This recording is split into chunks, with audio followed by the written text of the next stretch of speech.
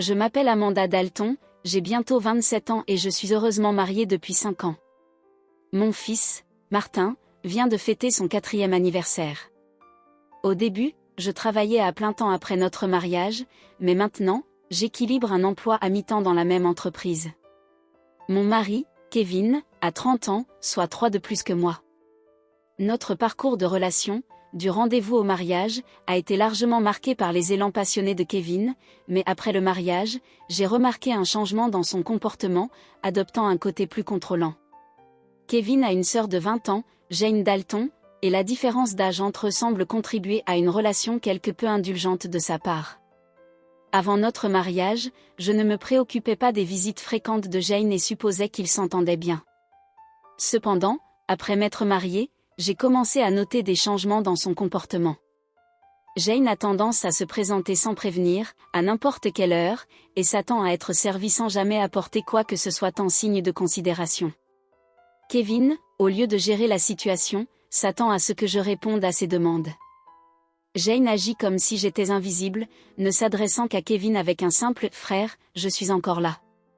Bien que je ne prévoie pas de repas pour une personne supplémentaire, je finis par servir le dîner à Jane. Kevin, au lieu de comprendre la situation, me reproche ouvertement, insistant sur le fait que j'aurais dû être plus attentive. Bien que Jane s'excuse verbalement, il est évident qu'elle adore le traitement de faveur de Kevin. Je finis avec les restes, préparant mon propre repas, tandis que Kevin et Jane continuent de discuter sur le canapé, laissant la table de la salle à manger en désordre. Ils n'accordent aucune attention ni à Martin ni à moi, nous traitant davantage comme des domestiques que comme des membres de la famille. Un soir, alors que je m'apprêtais à donner le bain à Martin, Kevin m'a interrompu en me demandant bruyamment d'acheter un gâteau pour Jane, bien qu'il soit déjà tard. Jane insiste pour l'avoir immédiatement. Kevin me reproche le retard, me sentant sous pression, je pars à la pâtisserie à Contreseur avec Martin. En chemin, j'entends leur conversation où ils me critiquent pour être insensible et questionnent la décision de m'avoir épousée. Pendant ce temps, Martin, bien que ne comprenant pas les mots, perçoit la tension dans notre relation. Réprimant mes émotions, je lui demande quel gâteau il préfère, et il choisit joyeusement un gâteau avec beaucoup de fruits. Notre sortie à la pâtisserie a été remplie de discussions sur les gâteaux, ce qui a momentanément éloigné les mots de Kevin de mon esprit. Nous arrivons juste avant la fermeture, et j'ai heureusement trouvé le gâteau que Jane voulait. Nous avons acheté 2 gâteaux, dont celui aux fruits que Martin a choisi. À la maison, j'ai servi les gâteaux pour Jane et Kevin, puis j'ai préparé celui de Martin et l'ai apporté dans la salle à manger. Au moment où je pose le gâteau devant Martin, Jane le montre du doigt et exprime son envie de ce gâteau. Avant que je ne puisse réagir, Kevin a pris le gâteau choisi par Martin et l'a mis devant Jane, ignorant les protestations de Martin. Kevin a justifié son geste en disant qu'il avait acheté le gâteau avec son argent et qu'il avait donc le droit de décider pour Martin. Ne pouvant plus contenir mes émotions, j'ai exprimé mon mécontentement. En réponse, Kevin a menacé de divorce. Martin, qui avait cessé de pleurer, a tenu ma main avec anxiété, après un moment de réflexion, a dit « Maman, j'aime aussi le gâteau aux fraises, c'est très bon. » Il a dit cela en mangeant le gâteau que Jane voulait initialement. Sentant que Martin traversait une période difficile, j'ai pris son assiette de gâteau lorsque j'ai vu Jane s'approcher pour la récupérer. J'ai emmené Martin dans la pièce voisine pour qu'il puisse profiter de son gâteau en paix. Kevin s'est excusé auprès de Jane et a dit qu'il regrettait d'avoir été radin. Bien que j'ai voulu répondre, je me suis retenue à cause de Martin. C'était émouvant de voir Martin, innocent, savourer son gâteau. Après qu'il ait terminé, nous avons décidé de prendre un bain tardif et de dormir dans le lit de Martin. Le lendemain matin, j'ai remarqué que Jane était déjà partie. Alors que je préparais le petit déjeuner, j'ai entendu Martin pleurer. À ma grande surprise, sa tirelire, un cadeau de mon père, était brisée, et l'argent qu'il y avait gardé avait disparu. Martin, qui disait toujours bonne nuit à sa tirelire, était dévasté. Quand j'ai demandé à Kevin ce qui s'était passé, il a mentionné négligemment que Jane avait besoin d'argent et l'avait pris dans la tirelire. Alors que je tenais Martin, qui pleurait et tremblait, j'ai ressenti sa douleur si profondément que j'ai pleuré avec lui. Ça faisait mal de voir Kevin prendre plus soin de sa sœur et la prioriser plutôt que notre fils. Pour exprimer ma colère et ma tristesse, j'ai confronté Kevin et rompu le silence que je gardais toujours lors de nos disputes devant Martin. Sans un mot, Kevin est allé dans la chambre et est revenu avec quelque chose de choquant, les papiers du divorce. J'ai découvert les documents cachés que Kevin gardait quelque part, dont je ne savais rien. Dans un élan soudain, il m'a confronté et m'a lancé les papiers avant de sortir de la maison en claquant la porte. Martin, qui n'avait jamais pleuré à cause des problèmes avec Kevin et Jane, semblait à bout et pleurait depuis la veille. Ne pouvant le voir si blessé, j'ai suggéré qu'il ne parte pas à la crèche ce jour-là, et il a accepté avec un « oui » joyeux et un léger sourire. Nous avons passé la journée à jouer et à renforcer nos liens, et Martin a pris un livre d'images de l'étagère, s'est assis sur mes genoux et a dit joyeusement « Aujourd'hui, la maîtresse de la crèche, c'était maman, n'est-ce pas ?» Il ressemblait à un ange, avec son petit cœur rempli de patience. J'ai décidé de rendre cette journée spéciale et j'ai pris un jour de congé au travail. Bien que cela puisse causer des problèmes, ils ont compris la situation et m'ont donné ce jour de congé. Le matin, nous sommes allés au parc, avons joué à cache-cache et nous sommes amusés dans le bac à sable et sur le toboggan. Quand nous sommes rentrés pour déjeuner, Martin avait l'air endormi. Normalement, il dort seul, mais ce jour-là, il s'est endormi sur mes genoux, comme lorsqu'il était bébé.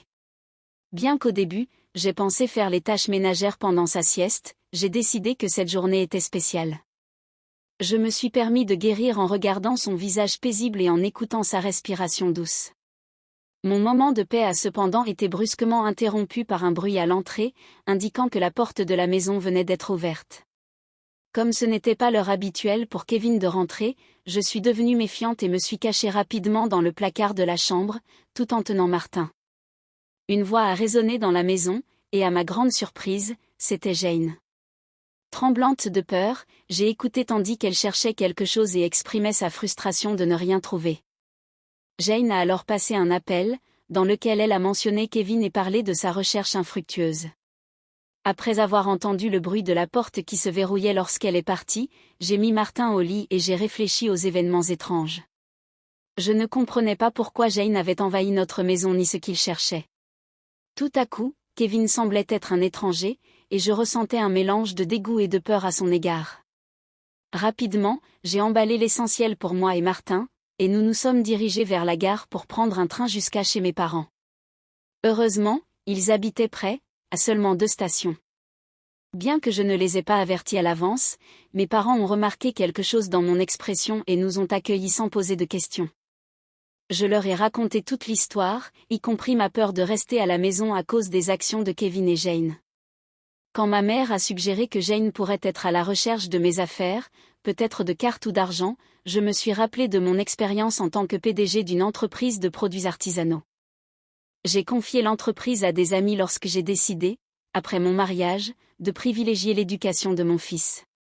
Bien que je travaillais encore à mi-temps et que je communiquais avec l'entreprise depuis chez moi, Kevin ne savait pas que j'étais encore la PDG. J'ai découvert les documents de divorce cachés par Kevin et j'ai soupçonné qu'il pensait que j'avais une bonne somme d'économie. Bien que je lui dise que je recevais encore un soutien de l'entreprise, j'ai gardé secret le fait que j'étais la PDG ainsi que mes économies. Ce secret est apparu au début de notre mariage, lorsque j'ai réalisé que Kevin avait du mal à gérer l'argent et avait tendance à dépenser tout ce qu'il gagnait.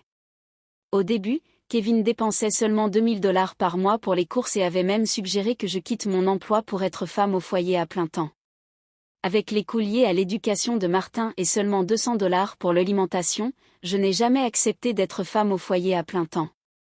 Finalement, il m'a permis de travailler à mi-temps. Pour s'assurer que je ne pense pas au divorce, il m'a fait signer une renonciation aux biens par l'intermédiaire d'un avocat. Depuis la naissance de Martin, j'utilise mes économies pour couvrir les frais de la crèche et de ses vêtements.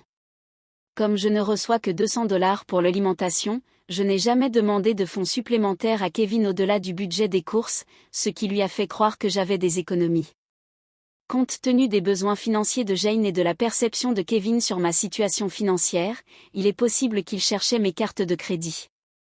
J'ai un compte épargne séparé, dédié à Martin, sur lequel une partie de mon salaire est directement versée chaque mois. Malgré leurs recherches, ils ne trouveront pas mes cartes de crédit, car je garde toujours mes objets de valeur avec moi. Cependant, Une question inquiétante demeure, Jane pourrait entrer dans notre maison, même en notre absence, et Kevin pourrait le permettre. Suivant les conseils de mon père, j'ai décidé de garder mes objets de valeur, y compris mes cartes de crédit, dans le coffre-fort de mes parents. Alors que je réfléchissais aux besoins financiers de Kevin et Jane, Martin est allé voir mon père, en pleurs à cause de sa tirelire cassée et des économies promises qui avaient été ruinées. Mon père, indigné par le récit de Martin, a promis d'appeler Kevin. Ma mère a suggéré de découvrir calmement ce qu'il projetait, car la mention du divorce par Kevin pourrait retourner la situation contre nous, rendant le divorce plus avantageux pour lui. Afin de comprendre leurs intentions, j'ai décidé d'enregistrer notre conversation et de consulter un avocat, ami de mon père. De retour chez moi, j'ai commencé à préparer le dîner, laissant discrètement mon téléphone à l'envers pour enregistrer la conversation. Kevin est rentré, à ma grande surprise, m'a immédiatement demandé mes cartes de crédit. Lorsque je l'ai interrogé, il a donné des réponses vagues, essayant de me duper. Je suis restée silencieuse, et Kevin, irrité, a exigé tout l'argent de mon emploi à mi-temps pour sa sœur. Refusant, j'ai expliqué que c'était pour l'épargne de Martin. En réponse, il m'a furieusement jeté les papiers de divorce signés, déclarant que je vivais à ses frais et que je n'avais pas besoin d'économiser pour Martin. Il a même insinué qu'il valorisait davantage Jane que notre propre fils. Entendant cela, j'ai arrêté de préparer le repas, j'ai mis les papiers de divorce dans mon sac, pris la main de Martin et me suis dirigée vers la porte. Kevin, d'une voix forte, a affirmé son intention sérieuse de divorcer, m'instruisant de ne jamais revenir. J'ai répondu en disant que je ne reviendrais pas dans une maison où un étranger pouvait entrer et sortir librement. En sortant, j'ai reçu de nombreux messages et appels de Kevin, que j'ai ignorés en éteignant mon téléphone. J'ai trouvé refuge chez mes parents, partageant l'enregistrement et les papiers du divorce avec eux. Bien que j'ai avoué ne pas ressentir d'amour ou d'affection pour Kevin, j'ai exprimé mes préoccupations pour Martin. Mes parents m'ont conseillé de faire ce que je pensais être le mieux, tout en reconnaissant l'impact émotionnel potentiel que le divorce pourrait avoir sur Martin. Alors que je luttais avec la décision de divorcer de Kevin, Martin a exprimé qu'il avait faim. Ma mère, voyant mon angoisse, a gentiment préparé des hamburgers, son plat préféré. Submergée par les émotions, des larmes ont rempli mes yeux lorsque ma mère a dit à Martin, avec un sourire chaleureux, qu'elle avait préparé les hamburgers pour que lui et moi puissions venir la voir quand nous le souhaitions. Prenant une bouchée, Martin s'est exclamé de joie, louant les hamburgers de sa grand-mère et exprimant le souhait d'en manger tous les jours. J'ai répondu en disant que c'était parce que le hamburger contenait l'amour que j'ai pour lui, et dans un geste touchant, il a pris une grande bouchée et m'a tendu le hamburger. Ému par la gentillesse de Martin, je n'ai pas pu retenir mes larmes, même en essayant, elles continuaient de couler. Mon père, remarquant l'inquiétude de Martin, l'a rassuré en lui disant que mes larmes étaient des larmes de bonheur, pas de tristesse. En entendant cela, Martin, dans un moment de compréhension, m'a prise dans ses bras, et les yeux de mon père se sont remplis d'émotion. Réalisant la bénédiction d'être avec la famille, j'ai commenté à Martin que la famille est précieuse.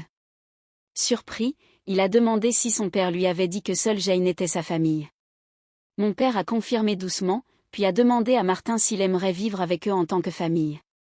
En riant, Martin a joyeusement accepté, faisant sourire tout le monde naturellement. Malgré ma réflexion sur le divorce, le repas a été si joyeux que j'ai finalement décidé de me séparer de Kevin. J'ai prévu d'informer Martin de cette décision, bien que cela pèse sur mon cœur, Martin semblait comprendre la situation. Il exprimait sa joie de vivre en famille, en prenant dans ses bras le chien de la maison et en l'appelant son petit frère, bien que le chien soit plus âgé. Les préparatifs pour le divorce ont commencé, avec le soutien d'un avocat, ami de mon père. Le lendemain, nous avons officialisé le contrat, et mon père et Martin ont partagé des éclats de rire réconfortants pendant que je, allongé sur le lit, me souvenais de mon enfance. Le lendemain, en vérifiant mon téléphone, j'ai trouvé plus de 200 appels et messages de Kevin, démontrant son instabilité émotionnelle. Épuisé, j'ai éteint le téléphone et, avec l'aide de l'avocat, nous avons expliqué la situation à mes parents. Jane avait accumulé une dette importante à cause de son addiction au casino et aux achats compulsifs, et Kevin était son garant, projetant d'utiliser mes économies. L'avocat a confirmé que les papiers de divorce avaient déjà été soumis, et Kevin a pleuré en réalisant que c'était terminé. Bien que j'ai anticipé des désaccords sur la pension alimentaire, il a signé un engagement de verser 340 $ par mois pour Martin. Lors d'un appel ultérieur, le ton de Kevin était calme, sans agressivité, et il a admis la manipulation financière, expliquant ses sentiments complexes envers Jane. J'ai affirmé fermement ma décision de ne pas revenir en arrière et j'ai entendu ses sanglots avant qu'il ne me souhaite bonheur et raccroche. Restant résolu jusqu'au bout, j'ai discuté de mes plans futurs avec mes parents et j'ai décidé de rester avec eux jusqu'à ce que Martin grandisse. J'ai repris mon rôle de présidente de l'entreprise. Plus tard, j'ai appris que Kevin et Jane avaient informé leurs parents du divorce et des dettes, ce qui a conduit à leur déhéritage. Aujourd'hui, je trouve le bonheur auprès de ma famille. Si cette histoire vous a plu, laissez un like et abonnez-vous à notre chaîne. Passez une excellente journée.